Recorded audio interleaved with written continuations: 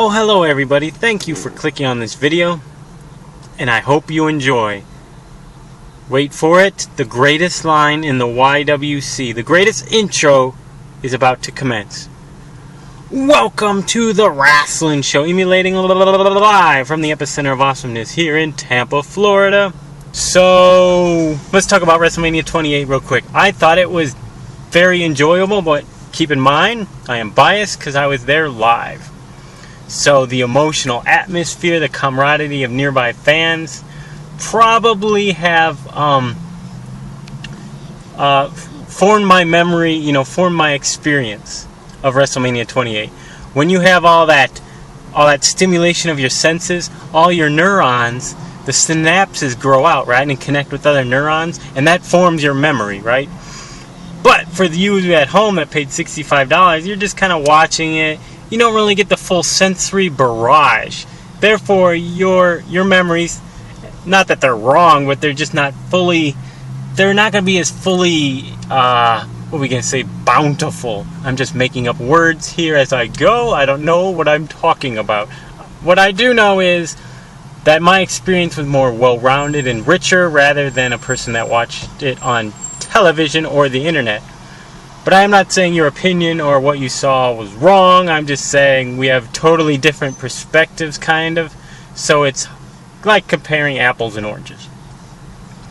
I thought like half of the matches were bad or kind of bleh, and the other were, decent, watchable, or very good.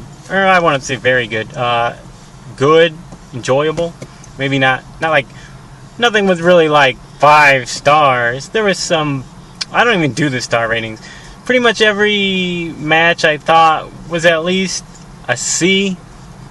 And then the better matches were like B pluses.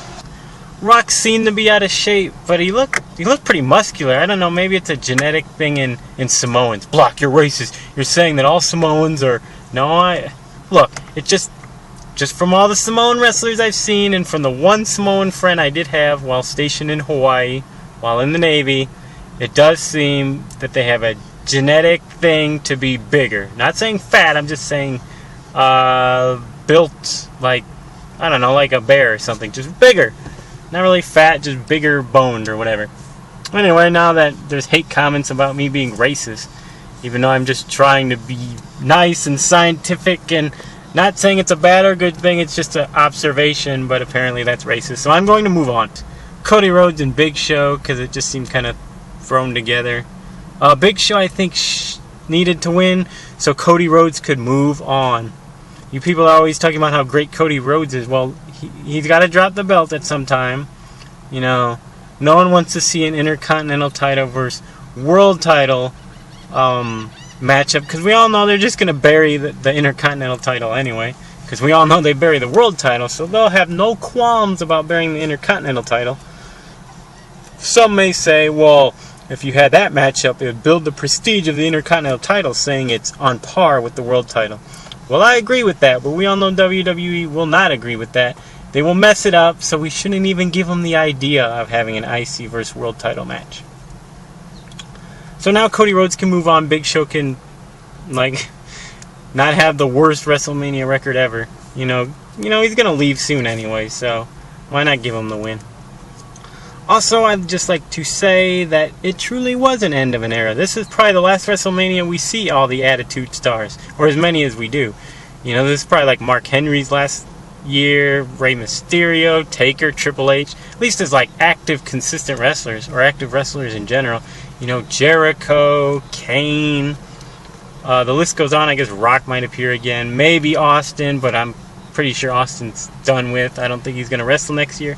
So this truly was an end of an era, not just for Triple H, Taker, but I think the general theme of the show was Attitude Era, had that one last hurrah. Kane beat Orton, Big Show beat Cody, and, Rock beat Cena. So it's kind of like, the Attitude Era having one last hurrah. So that was cool, I guess. Now, if Rock would have faced anyone else, I would have want Rock to lose. But at least now that Cena has lost, they're able to build the roster, so I don't see why people are complaining, even Cena fans. It's good that he actually lost, because now they could build a roster, you know, into the future, looking past Cena. 'Cause Cena, you know, we got to look a few years into the future. You know, Cena's going to get stale, even to the most diehard fan. Every wrestler has. Hogan, Rock, Austin, everyone grew kind of stale after a while, after consistent shoving them down our throats, you know, week in and week out. They're always in the show. They're always in a main event. You know, that's why either they had to turn heel or face. They had to change something up or leave, you know. Even Rock started getting booed after a while in 02 because people were just tired of him. Lesnar's return. Cool. At least he can still go at it, right? Because in UFC he looked pretty impressive. And, yeah, as long as, you know, 2 times or whatever, 2 or 3 times a month he kind of shows up. Maybe he has some matches where he actually loses, you know, maybe against like mid-carder guys. Not all the time, just maybe once or twice during the year, just to help, I guess, build them, make them look a little more credible, or at least make the matches close. Just some interesting feuds in general, have some nice mix-ups. I really don't want to see a Brock versus Rock at WrestleMania 29. However, I would like to see a Brock versus Rock match, only because, you know, 10 years ago at SummerSlam, Brock beat Rock, so Rock will want revenge. I don't think I want the title on the line, but I definitely think it would be a good match to bring in the viewership and interest into like a SummerSlam, or maybe even like a Survivor Series. Have like a Rock vs. Brock Survivor Series kind of match, which would be cool because no one really likes Survivor Series anymore. It's kind of like watered down. And do they still have bragging rights anymore? I don't know, but I remember the bragging rights pay-per-view was basically Survivor Series, so Survivor Series got watered down even more and it became less important. So no, I don't think they got, I don't know, leave a comment please, because I have no access to my computer and I am drawing a blank. I don't believe they have bragging rights anymore this year, the pay-per-view. So yes, Brock vs. Rock at Survivor Series. A nice little Survivor Series team matchup. Okay, on to some other news. Undertaker is going to have a new DVD released. It's about his streak. So I imagine it'll pretty much have like all 20 of his matches and people talking about his streak. And I'm sure they'll title it The Streak. So wow, that's good stuff. Larry Zbyszko's son made his debut in TNA. That's right. Now Larry Zbyszko's son can face like Eric Bischoff's son, and yay! Speaking of TNA, I guess Garrett Bischoff is going to go up against Eric Bischoff's team at Lockdown. So how about that? Brook Hogan has posed nude for a PETA ad or campaign. I guess that's the new thing. Random chicks just pose nudes for PETA. I guess that's something. I guess there's some kind of like hidden message there, like we're all basically equal to like animals, I guess, because without the clothes, when you strip away all our bravado and clothes and money, we're just as vulnerable as animals. I mean, maybe I'm reading too far into that or something. Guess it's trying to I'm all for ethical treatment of animals, but just random chicks posing nude, it's like really all it's getting people, just getting people on the internet, you know, horny kids or whatever. Ooh, let me look at the picture. And, you know, it's not like they're going to be like, oh, I better go, you know, stop some unethical treatment against farm animals. They're basically just downloading a picture of whatever chick that is and, you know, doing what they do. A-Train has returned. I mean, Lord Tensai. He kind of looks like The Rock. I mean, as far as like it's not that he's fat, it's just he's gained a lot of body. And I know A-Train, otherwise known as Matt Bloom, isn't Samoan, but he does. They're both 40 and they both got that like stomach. They both got like huge. And I'm not saying they got fat. It looks like they just like, I don't know, maybe it's like roids or something, whey protein, but they just got like bigger looking.